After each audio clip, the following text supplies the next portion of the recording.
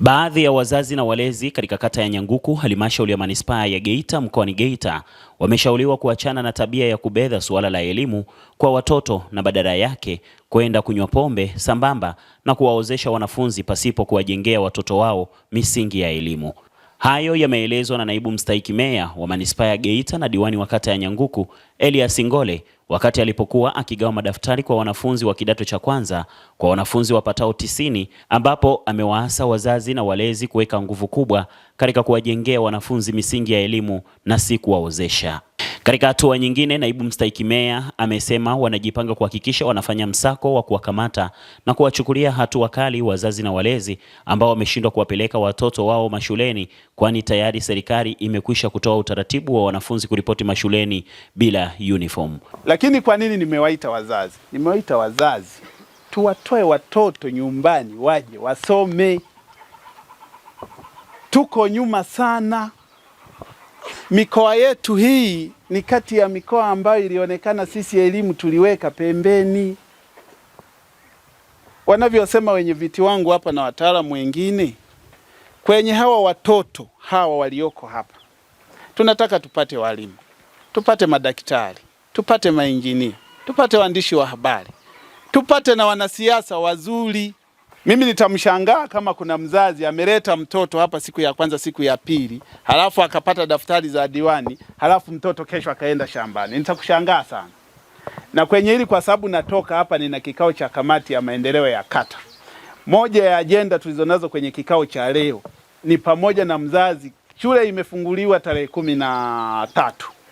Leo tunaongelea tarehe 10 na ngapi? 15. Yaani kati ya ajenda za vikao vya leo 16 hujafikisha mtoto, tunakufuata. Tunakufuata.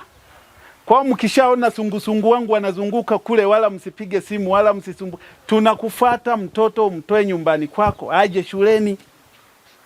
Kama una mtoto alitakiwa aende darasa la awali, unaye, nafikiri kuanzia Jumatatu tuna wewe. Kama kuna mtoto alitakiwa ende la kwanza, unaye nyumbani, Jumatatu tuna wewe. Kama kuna mtoto unajua kabisa kwamba huyu ni wa sekondari, unaye, Jumatatu tuna wewe. Si watu tuna maamuzi Nyanguku? Si tumeamua kwamba daftari iwe ni jukumu la diwani? Mniunge mkono na hili la kuwafuatilia sasa watoto. Tukifanya hivyo, nafikiri tutaenda vizuri wazazi wenzangu eti. Na walimu wangu wako vizuri. Shida yetu wazazi ni kutaka fahamu sana. Nikishagawa hivi daftari, saa zingine mtoto anatakiwa naye apendeze kwa kiatu. Mzazi unakosa hata 2000. Kuna mzazi anakosa 2000. Kuna mzazi anakosa 3000. Sasa tusiende kwenye bia eti. Tusiende kwenye gongo eti. Tusiende kwenye vitu vingine eti. Mbona hapa kama kukubali mnapungu? Naongea na wazazi. Maana tungealikwa siku moja tukapanga twende kwenye harusi, tukapanga kamati. Wanawake wana sare, wana mawigi ya gharama, wana vitenge na nini na nini. Na huwa mnaenda mpaka mbali. Haka kikundi ketu tunataka tukitoka pale kwenye sherehe angalau tunywe hata bia 10. Hazikusaidishe. Hazikusaidii. Tuwekeze kwenye elimu. Duniani kote nchi zilizoendelea ziliwekeza kwenye nini? Kwenye elimu. Kuozesha isiwe ni kipaumbele cha mtoto mdogo.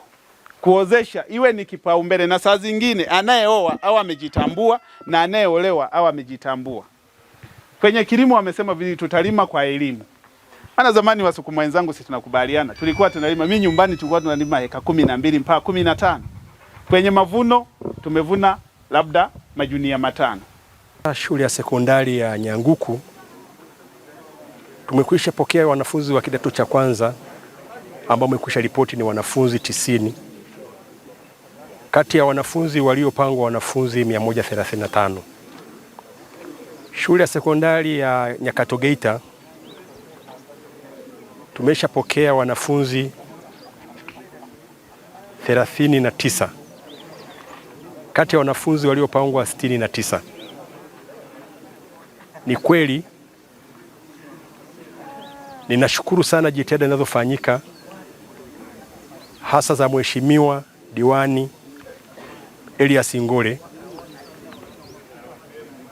ambaye amekuwa na utaratibu wa kutoa vifaa vya kufundishia na kujifunzia hasa kwa ajili ya watoto wanaojiunga kidato cha kwanza. Wazazi